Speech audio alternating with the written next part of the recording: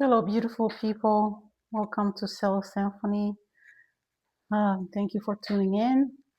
I hope this information on this channel helps you if you are on your healing journey. If you're not, please pass it along. That's okay too if you're not. But however, please pass it along to someone who might need it if they are on their healing journey. So today I will go over boundaries. That's something that I have been thinking about actually talking about earlier than now, way before actually I got to this episode, because it's very important for us to have boundaries as we go on our healing journey. Boundaries should be some of the first steps actually that we take, because boundaries are a way to actually protect ourselves from those same people that are harming us. So it's never too late to set up boundaries. Even if we have been in an abusive relationship or abusive, um, it doesn't have to be romantic. It can be platonic. It can be a workplace. It can be any kind of relationship, really. Boundaries are very important. Boundaries are a way to protect ourselves and putting a stop to certain treatment. Or it's not even a stop, it's actually stopping you from even starting to begin with. As soon as we see it coming, we make a stop to it. So in a certain way, boundaries are is like a barrier. It's a protective barrier. It's like when we have land, right? We go ahead and enclose the land to kind of show that these are the boundaries, these are the limits of that land. Above that specific point where the land is enclosed, you're not supposed to get in. So that's kind of our protective mechanism. So that land is us.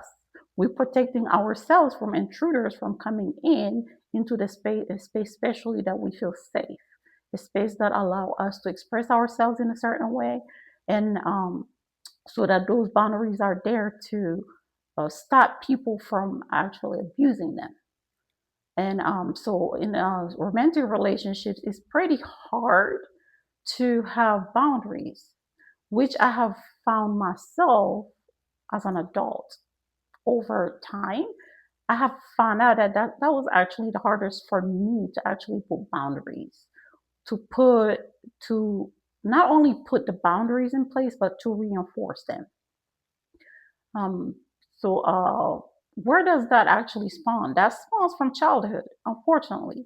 Childhood, having parents who are neglectful, that's a big one, because the parents are not only neglectful on the all the basic needs, but the parents are neglectful to actually guide the child, to express to the child or to teach the child what is within normal limits and what is not, what is acceptable and what is not acceptable, what is safe and what is not safe.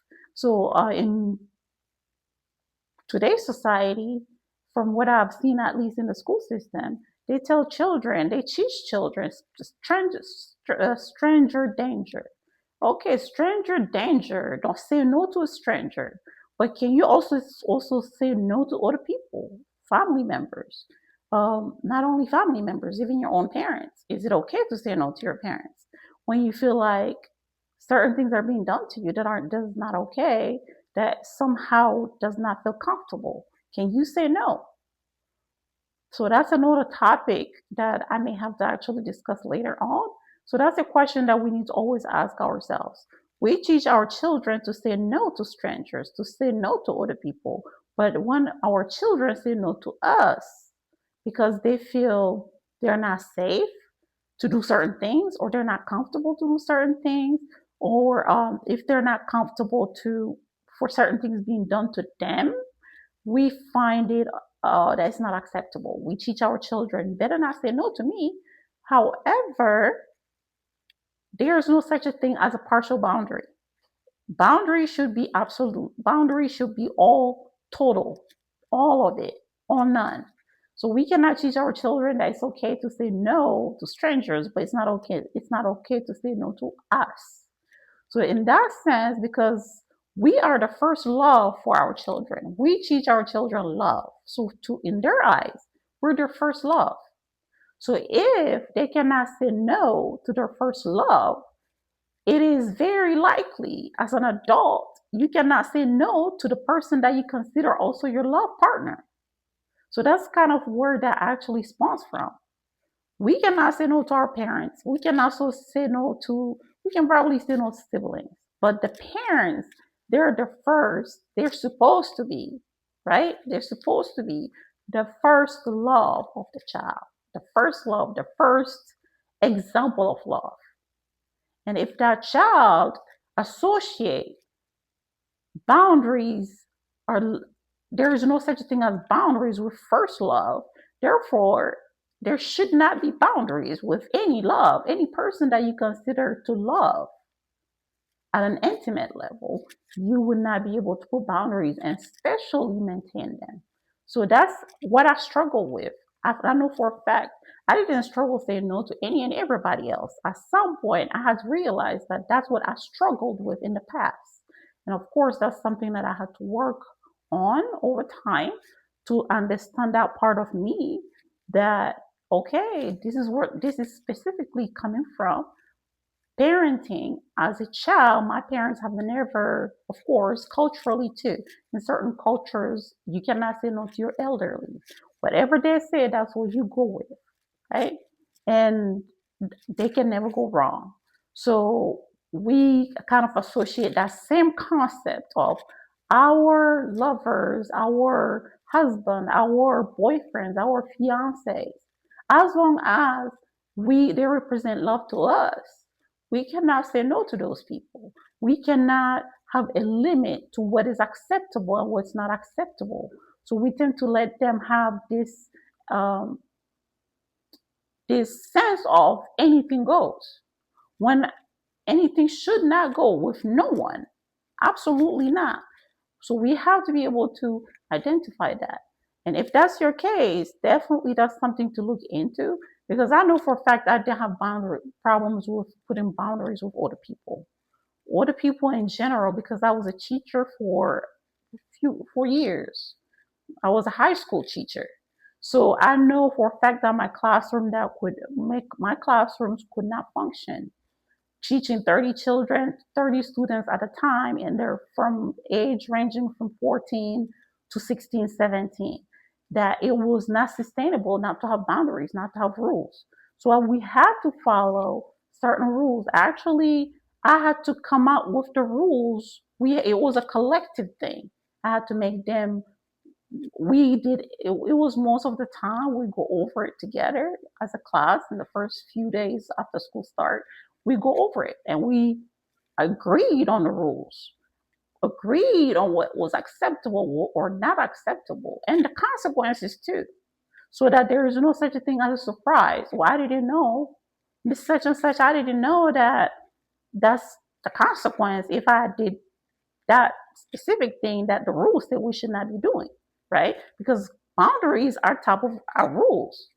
So we have these rules that protect us against the people who can eventually abuse us, using those same exact rules as a protective mechanism that stops us from being abused. But if we don't put those boundaries early enough, that's where most of the time abuse kind of can spawn from, because the abuser does not see a limit.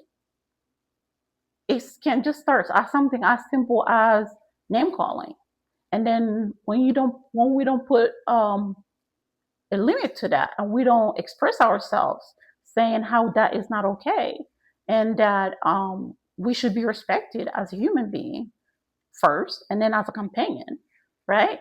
And then that same behavior continues.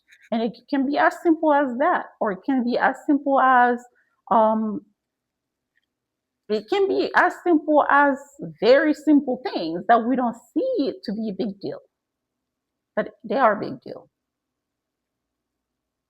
When it comes to work relation, it can be something as simple as, oh, I'm just gonna call you whatever, or I'm gonna make fun of your name because your name is different, or oh, we have this project going on.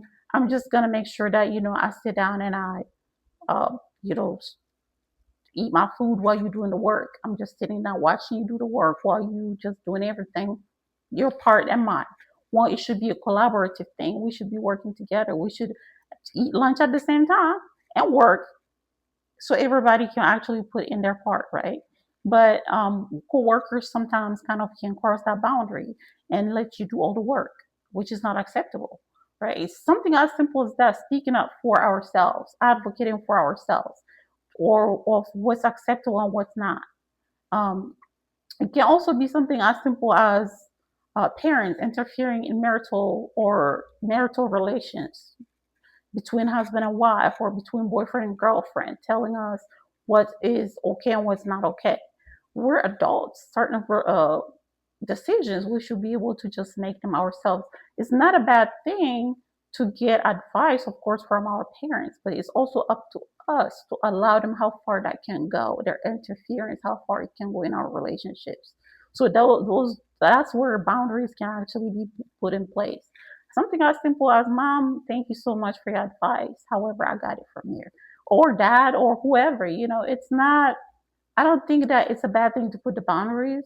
And there is a very respectful way that boundaries can actually be put in place. It all comes from how it's expressed, how it's put out there. Now, the meaning of the boundary should not change. No is still a no. I'm not accepting it. I'm not okay with it. It's still, I'm not okay with it.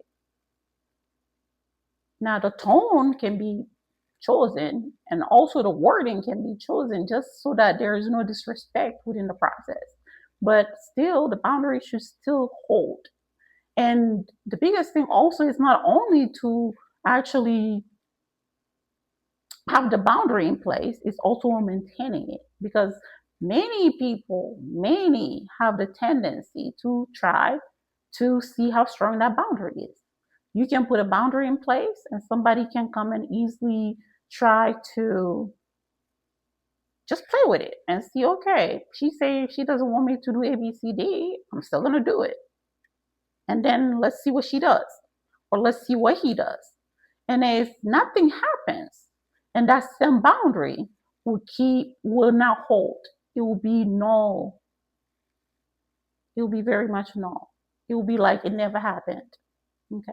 So it's very important not only to put the boundary in place, but to also maintain it, to also making sure that when that person crosses that boundary, we advocate for ourselves. We bring it up. We bring it up and we talk about it. Hey, such and such, I did say, I'm not okay with this. But I see that you still violated. And there should be consequences too. There should be consequences, because it's like it's a little kid. When a little kid is there violating, you tell that little kid or your child, or someone that you babysitting, hey, don't eat that cookie after 10 o'clock, because it's not good for you. Or your parents say you cannot be eating after 10 o'clock, you should go to bed, and that child still goes and eat that cookie. There should be a consequence. There should be a consequence. The parents should be told about it, so of course they can enforce that consequence as necessary. Or if it's your own child, there should be a consequence. Oh, you eating that cookie after I told you not to eat it. Therefore, you're not getting any more cookie from now on, because you are not following what you have been told not to do. So that's it's same with adults. Adults will try it and see how far can they go. How far are they allowed to actually go breaking those boundaries? And if no consequences are put in place for violating those boundaries, then unfortunately, that same behavior will continue. And most of the time, it's also an abusive relationship that we see that. Especially when the abuse starts. When the abuse starts, the abuser is most likely to break the boundaries. Break boundaries, it can be small ones, the very small ones, the minor ones that do not seem to be so important. Those are the first ones to be broken. Almost like a test, or like almost like a dummy test. And then once those boundaries are broken, there are no consequences, and they escalate. It's progressive. More boundaries will be broken progressively that are more and more important. And that's where, unfortunately, it can escalate all the way to physical abuse. It can be something as simple as verbally abusive, and then emotionally. And then, of course, the ultimate can be all the way to physical abuse where police is involved and other things. Okay, especially if children are also present, child protective services, law enforcement, and it can definitely escalate to something completely that is not expected from something as small as the smallest boundary that was broken to begin with.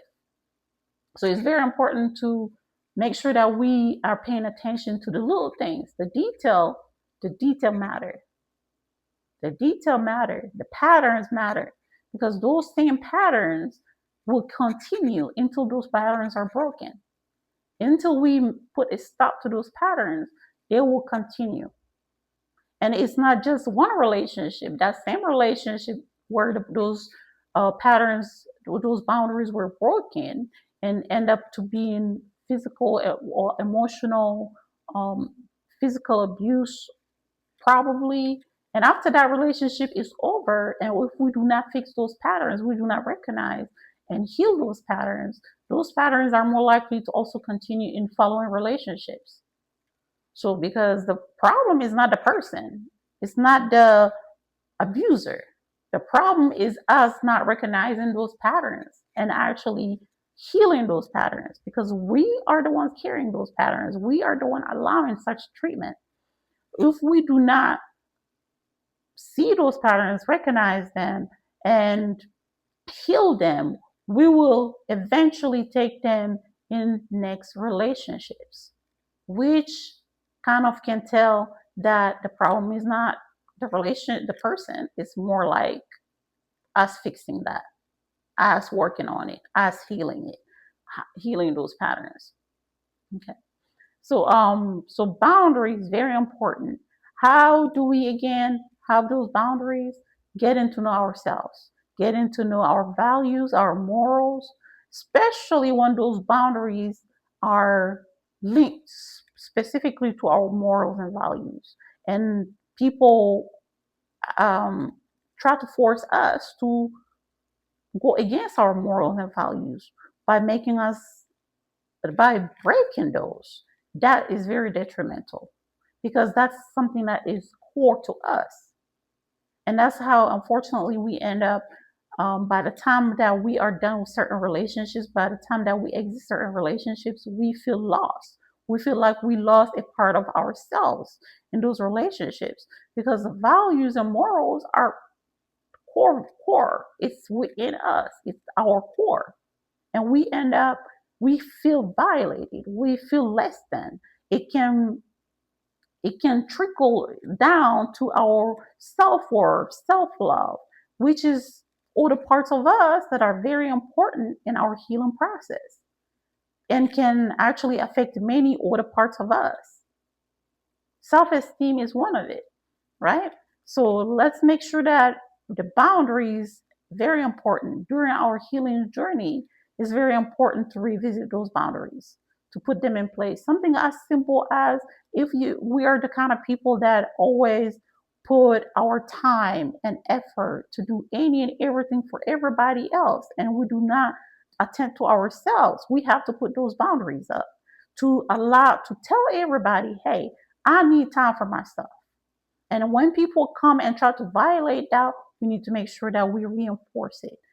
That I need time for myself. I need X amount of hours per day for myself to do this healing, to work on myself, to go in, do an introspective um, approach, just to go introspectively to see how can I work on myself? What can I work on myself?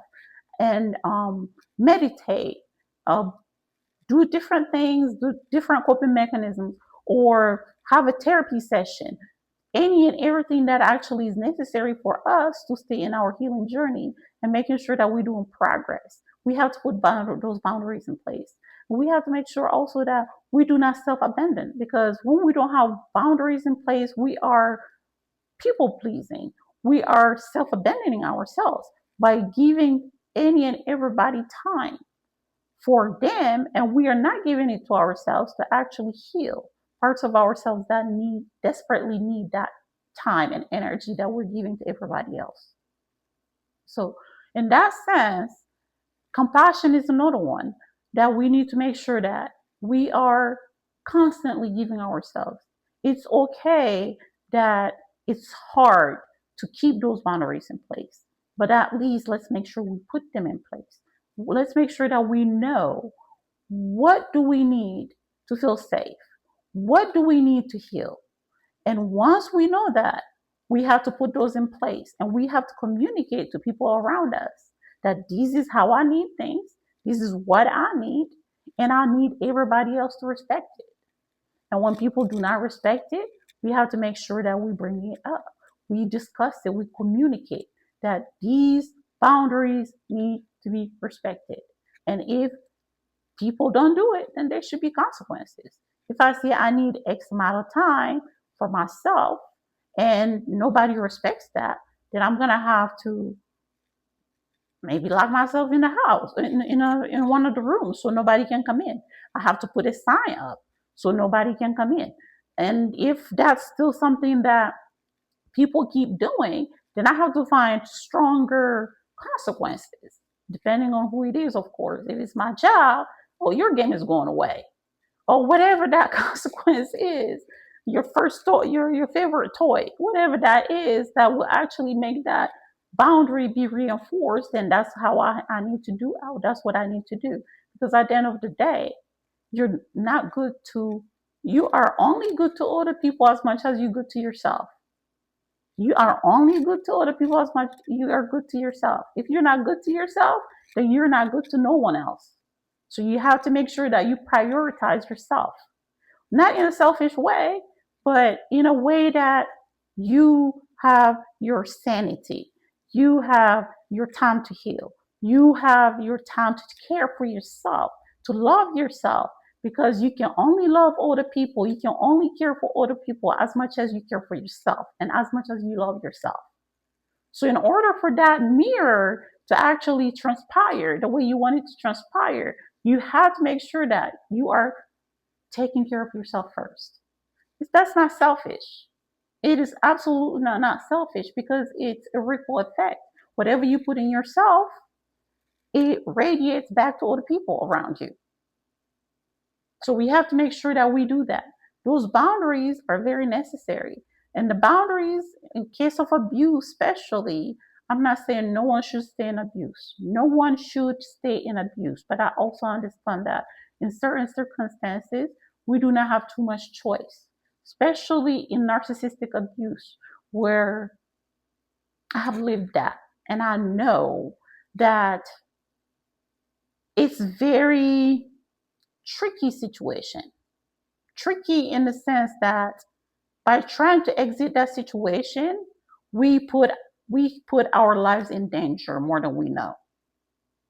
So it's very important to be able to heal, have our nervous system regulated enough to be able to think accordingly for an exit plan. That's the only way we can actually exit narcissistic abuse. Rush decisions do not work because it put us in danger way more than we actually can anticipate. So that's a topic for another time. I'll go ahead and talk about narcissistic abuse in another episode because everything I have talked about so far is applicable to healing from narcissistic abuse. And not only narcissistic abuse, other type of abuses too. It's not only for narcissistic abuse because most of the abuse we sustain, the different type of abuses we can sustain in our lifetime have a root cause of who we are, which I'm not saying we're the cause, we're the reason we're being abused, but I'm saying that we have a certain, I would say, certain things in us that have not healed.